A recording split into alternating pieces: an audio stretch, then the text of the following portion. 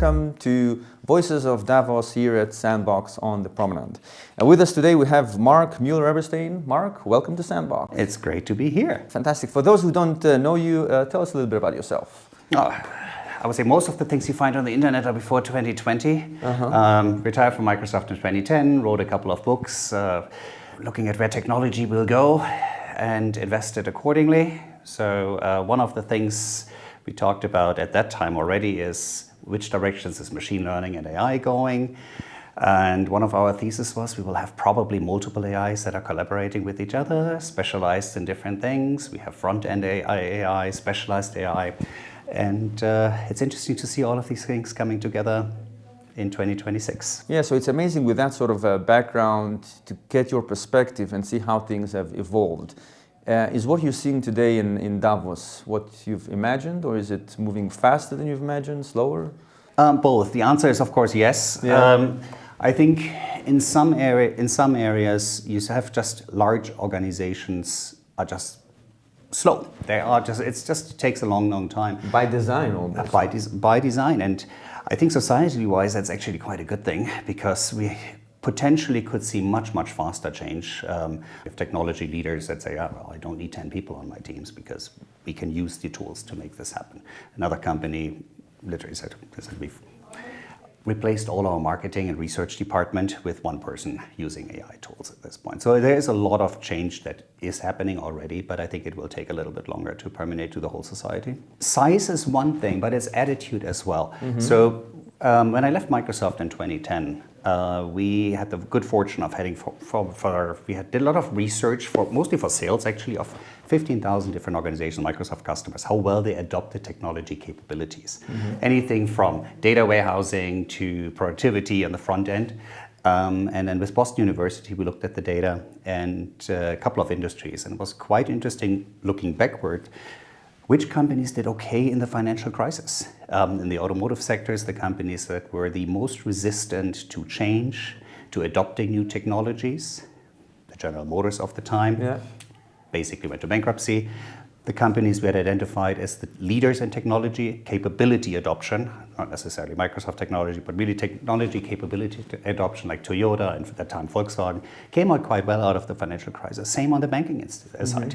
Lehman Brothers was at the very bottom of technology agility, and Goldman Sachs was quite on the top. So in hindsight, those trends proved quite well, and at least as an investor, we have used that for the last decade, and it helped quite well for midterm and long-term investments. So you mentioned sort of the different sort of approaches. I mean, what we're seeing today, culminating here in Davos, is the two different approaches of reaching AGI, artificial general intelligence. Is it the scaling approach, or is the multimodal sort of approach, new architectures that need to be combined? It sounds like from your first comments is you're more in the latter sort of approach. We need different models and strength in order to reach that level.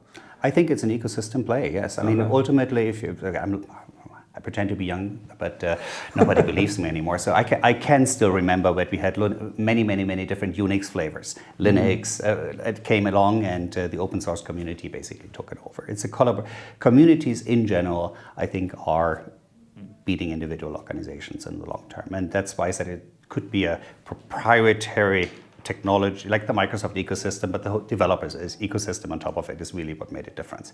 Same with NVIDIA. It's the community that builds around it that makes things different. If you look at the blockchain space, Ethereum's community, those are the people that are self-motivated to making sure that they think what's happening in 5 years or 10 years and collaborate together and bringing things to the table. And you touched on your book, sort of agility, and you have an interesting comment over there about owning technology versus just using it. And some people today think about if you just get all the team members to use AI every once in a while, then I'll be sort of an AI company. But actually owning it and committing to it is something completely different. Yeah, it's not only writing a check or telling your people to do something, it's really making sure that you make it part of your daily life, right? What does it mean for our business today? So instead of weeks of preparation for some monthly review, the numbers are already there. It's just more important, what are the insights that we drive out of the numbers, and then changing our business accordingly. And I guess lastly, and I think it's very relevant today, you also talked back then on generational gap. Obviously, almost a generation. Exactly, the next generation already. So how does it look today with the younger generation that has grown up into social media and this AI, which is, according to some people, coming very, very soon? That is actually a really interesting question. Eric Schmidt, again, what's happening in Davos, the former Google CEO, was asked, what should we teach people, young people today? What is the recommendation? And I think the gap, one of the things, it really shows the gap of what we were teaching people over the last 20 years. It comes back to fundamental questions, whether the basic of scientific thinking, critical thinking, working with language in a way that it's not only prompt engineering, but it's really having a sophisticated dialogue with an artificial intelligence to get the information, get the strategy defined correctly. So it might not be a bad idea to go back and study philosophy, writing, and just the basics of humanistic education. Yeah, no, we're very lucky to have sort of Eric Schmidt as our executive chairman, and again, working for him back at Google is a brilliant, very thoughtful about those items. Any sort of last thoughts about experience in Davos and what we can expect for, let's say, Davos 2027? So, since my first time coming here, I realized this is the one time a year where in a week you can learn so much. Again, we're just surrounded by brilliant people, and usually having two brilliant people talking with each other and just listening, very, very insightful. So I appreciate SandboxAQ really putting all of these things together as well, being a part of the community. Last year, the conversation with a couple of AI leaders, Washington Post hosted it. So what's the topic of 2030? So that would have been 5 years out. And the argument was we will, as a society, talk about universal basic income.